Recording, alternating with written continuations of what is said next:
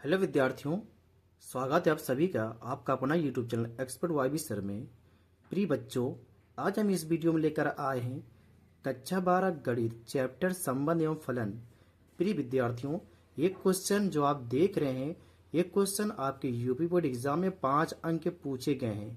तो आज हम यही सवाल को हल करने वाले हैं। प्रिय विद्यार्थियों, एग्जाम हॉल में जाने से पहले आप इसको अच्छी तरह से सिद्ध करके जाइए, मतलब प्रैक्टिस करके जाइए, ताकि आप इसको एग्जाम हॉल में अच्छी तरह से इसको सिद्ध कर पाएं।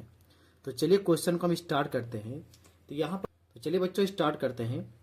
यहाँ लिखा गया है, दिखाइए कि संबंध R बराबर A comma B such that A minus B comma 5 का गुणज है और एक समुच्चय आपका Z दिया गया है और Z आपको क्या दर्शाता है? पूर्णांक का समुच्चय है। ठीक है बच्चों, तो हम देखो यहाँ पर जो एक हमें सिद्ध करना है, तो इसको क्या सिद्ध करना है? एक तुल्यता संबंध सिद्ध करना है। ठीक बच्चों, यहाँ पर लिख देंगे जब Z एक पूर्णांक का समुच्चय है तो हमको ये बताना है कि सिद्ध करना है क्या? तुल्यता। क्या दिखाना है बच्चों? तुल्यता संबंध। ये इसको हमें प्रूव करना है। ठीक है, तुल्यता संबंध हमें दिखाना है। तो इसका मतलब क्या हुआ कि जब ये तुल्यता संबंध है, इसका मतलब है कि हमें सतुल भी दिखाना पड़ेगा, सममित भी दिखाना पड़ेगा और संक्रामक भी दिखाना पड़ेगा।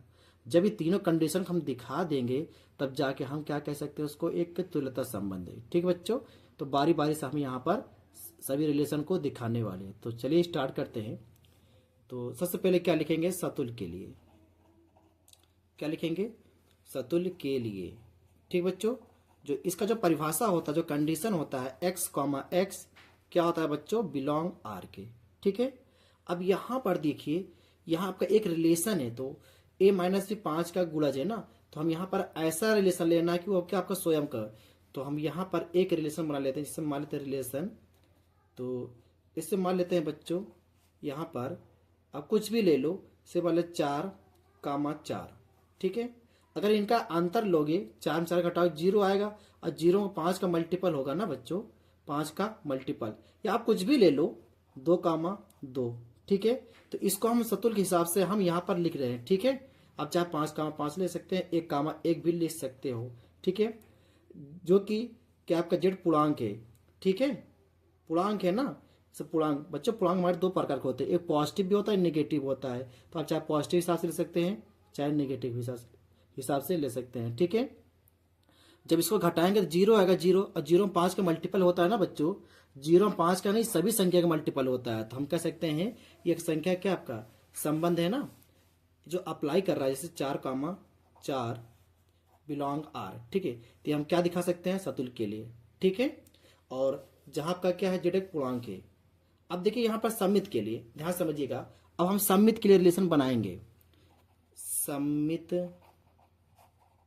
के लिए पहले हम दिखाएंगे इसका कंडीशन क्या होता है, फार्मूला क्या होता है, नियम क्या होता है।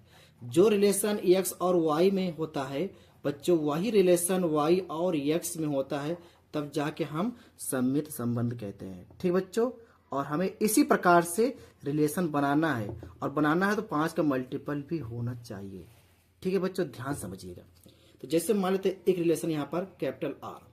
ठीक है, कोई पूर्णांक लेते हैं, जैसे मान 10। ठीक है, 10 कामा 5। ठीक है, 10 कामा 5। ठीक है, या आप ले सकते हैं क्या?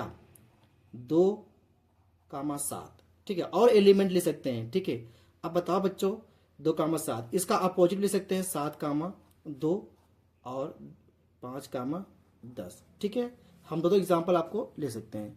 अब देखिएगा हमारे पास, देखिए 10 कामा 5 अगर यहाँ पर रखेंगे, यहाँ पर a माइनस बी में, तो इनका अंतर क्या? 5, और 5 का मल्टीपल 5 होता है ना। अब चाहे 2 कामा 7 ले सकते हो। ठीक है, तो यहाँ पर 10 कामा 5 बिलोंग कर रहा है आपका रिलेशन में। ठीक है, यहाँ लिखिए 10 कामा 5 बिलोंग R। तो हमने बताया जो रिलेशन 10 और 5 में होता है वही रिलेशन 5 और 10 में होना चाहिए। तो मैंने बना के रखा है, देखो 5 कामा 10 यहाँ पर। ठीक है, यहाँ पर हमने बना के रखा है। ठीक बच्चों, तो यहाँ लिखेंगे 5 कामा 10 बिलोंग R। तो ये भी सममित के लिए मैंने दिखा दिया है। ठीक बच्चों, नेक्स्ट देखिएगा अगला संक्रामक के लिए। संक्रामक के लिए ठीक है, अब देखिए ध्यान से, इसका रिलेशन जो क्या होता है बच्चों, जो रिलेशन x एंड y में हो, यहां लिखेंगे x comma y belong r and y comma z belong r। तो इसका तीसरा एलिमेंट साथ फर्स्ट एलिमेंट के साथ होना चाहिए, x comma z belong r। ये मैंने क्या लिखा था अभी तक, संक्रामक के लिए कंडीशन है, मतलब परिभाषा, ये नियम है। ठीक है बच्चों, अब देखिएगा आगे, तो इसी हिसाब से हम क्या बनाएंगे, रिलेशन बनाएंगे। ठीक है, क्योंकि हमें तुल्यता संबंध, हमको तुल्यता संबंध सिद्ध करना है। तुल्यता हम कब कर पाएंगे, जब तीनों कंडीशन को दिखा पाएंगे सही तरीके से, तब। ठीक बच्चों, नेक्स्ट देखिए आगे। तो अब इस हिसाब से हमें रिलेशन बनाना, जैसे मान लेते हैं कि 2 कामा ले लो 7। ठीक है, इनका अंतर 5, 5 का मल्टीपल क्या हो सकता है आपका, ठीक है 5 का मल्टीपल हो जाएगा। फिर 7 कामा क्या ले लो आप, 12 ले लो। ठीक है, इनका अंतर 5। ठीक है, फिर क्या होगा 2 कामा 12। ठीक है बच्चों, इनका अंतर 10, 10 का मल्टीपल 5 का में होता है ना, 10 में 5 का मल्टीपल होता है ना, 2 पंजे 10।